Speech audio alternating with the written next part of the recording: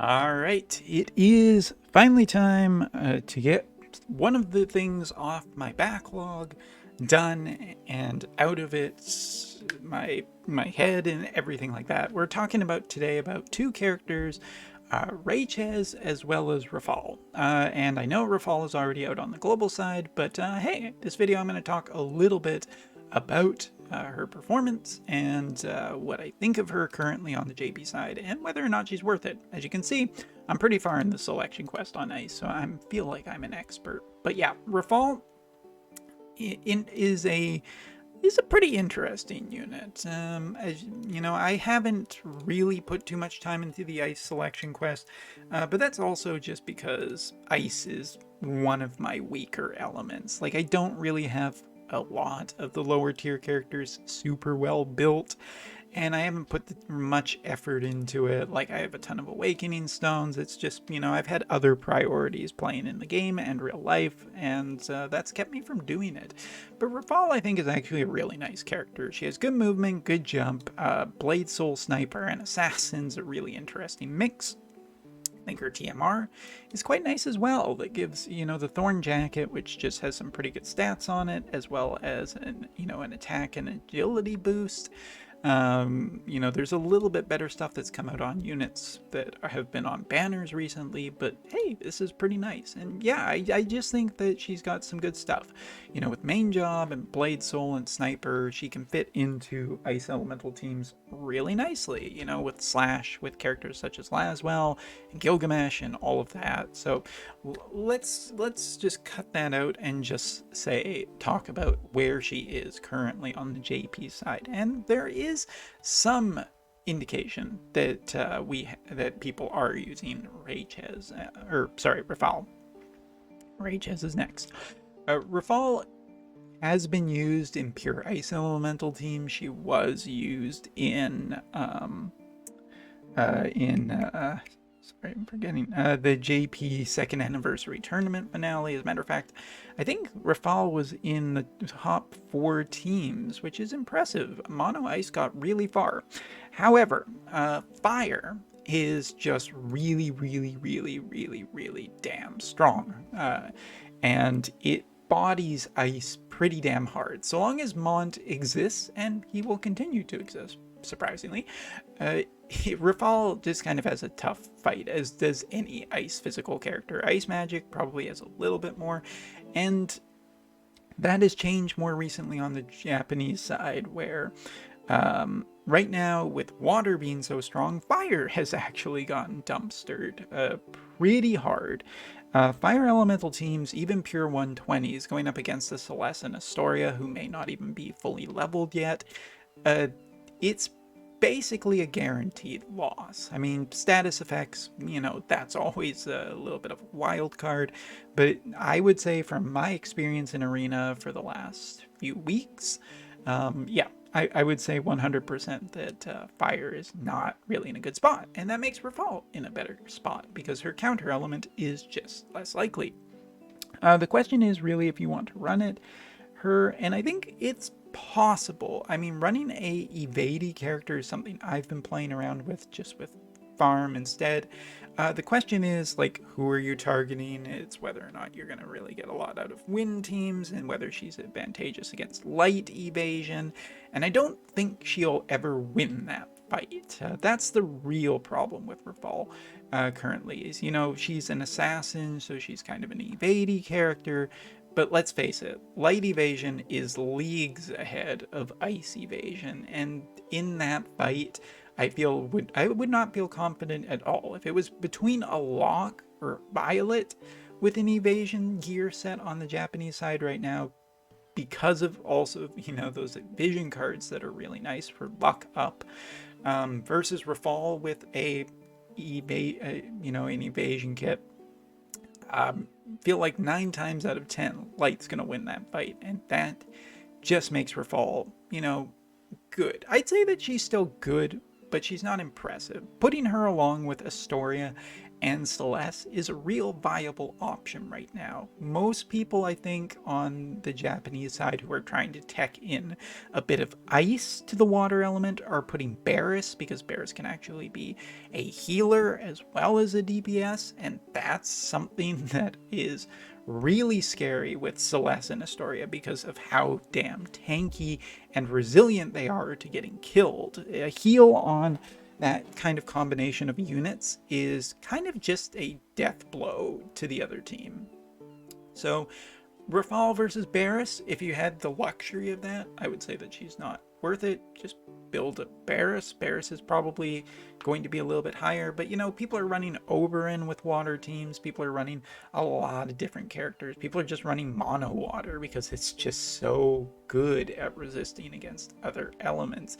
I honestly think if one of the things that people really want to tech against Celeste, build Tifas, build win teams that are strike capable, because that seems to be the biggest like potential open weakness, especially with Ochu being the primary thing, Esper that a lot of people throw on Celeste for the lightning resistance. But yeah, Rafale I think is really good. I just don't think that she's quite as good as some of the more characters, but she's still good. All right, so there we go. That's that character out of it, just in terms of that. But now we get to talk about a character that I generally like more, and as you can see, I put a little more effort into getting this character. I'm not quite there yet, but with new vision cards and TMR is being built very slowly over time. Hey, we'll get there eventually. And yeah, Rafale, Rafale being done, Rayches. This is a character that I think actually has a huge amount of potential into the future. And again, you know, water strong, water very strong. I'm trying to see if I have this selection group built. I don't think I do. All right, well, back to the reviews thread. Let's just bring her up. Now you can see I've spent more time into building my Rayches, but not a huge amount of time. As a magical based character, I mean, I'm interested in this, and I think she pulls double duty quite nicely if you were to put her onto a water elemental team. She fits right in right now. Like, the top water elemental teams are all slash based, and she is technically still a slash unit with the capabilities that she has. And you look at the strong vision cards, which give lightning resistance, pierce resistance, all of this kind of resistances. I mean, she will basically experience the same kind of benefits that other water characters will get, just because water vision cards are so good. But taking a look at Rayches, 3 move, 1 jump, 80 cost unit. 80 cost is kind of nice because, you know, for limited guild battles, it gives you a little bit of some wiggle room for potentially fitting in another strong character. As for her TMR, an armor with 412 HP, 8 defense, 12 spirit, and 4 accuracy that increases critical damage for 3 turns. And there's some units out there that really benefit from critical damage, such as Violet, Cloud, you know, like there's characters out there that benefit from this. And just taking a look at her, you know, she gets slash attack up from her master ability. I think she's a really well built and fairly well statted unit overall. Apparently I do have to do a little more faith and bravery farming though. I need to dedicate like the next month to selection quests, don't I? You know, into her EX she gets upgraded for, you know, her agility and spirit penetration also gets an initial AP up, which is good. Water as an element is very good at generating AP at the moment, so that gives her just some more flexibility with what she's capable of doing. She has good HP into the future, good dexterity, good magic, and she is capable of dishing out a lot of damage with her max level ability, being able to restore AP when she hits a critical hit off of it, and it is a multi-hit ability, so more water chaining. She's able to reduce counter chances on enemies. She has the barrier that can reduce or give her 3,500 HP for herself, which is nice because, you know, water is capable of stacking a lot of HP right now.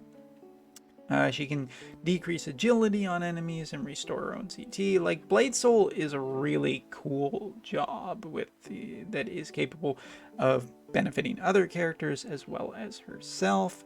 Rune Knight gives her some options for dealing damage as well as, you know, drain, which is really cool. I always loved Rune Knight just primarily for its draining of HP. It gives her some slash resistance penetration on herself for a turn, which is pretty nice. She has Fire Killer, not that fire is any kind of concern for her at all. And then into her Black Mage, just gives her some other options for, you know, dealing water damage, water magic, absorbing TP if she needs it, casting Sleep.